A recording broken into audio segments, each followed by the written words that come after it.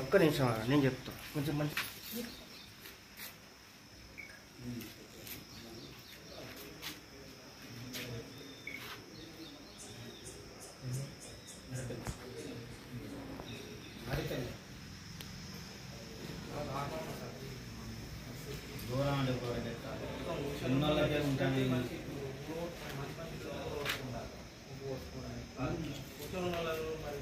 Okay okay sir మా ఊరు మీ దగ్గరికి న్యాయం చేస్తారని జర దయచేసి లేనోళ్ళని ఉన్నోళ్ళని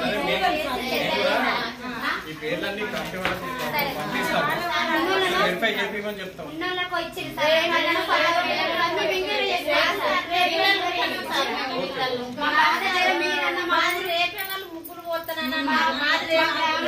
మా గ్రామంలో వాళ్ళు మమ్మల్ని పట్టించుకోలేదు. అట్లా నేను ఒక మాట చెప్పనా, సరే ఇందిరమ్మ కమిటీ ద్వారా ప్రపోజ్ చేసి వెరిఫై చేయమన్నారు, చేసినాము. ఇప్పుడు ఒక సంవత్సరమే ఊర్లో అందరికి రావు, దఫాలుగా వస్తాయి.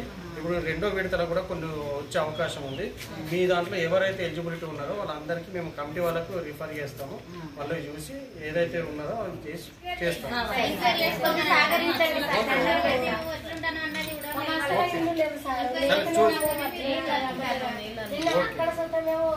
అంతా ఒకటే ఏరియానా?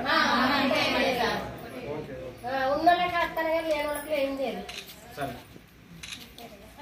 అడపేట గ్రామం అండి. మాకు ఇంద్రమ్మ పథకం కింద ఇండ్లు శాంక్షన్ చేస్తానన్నారు.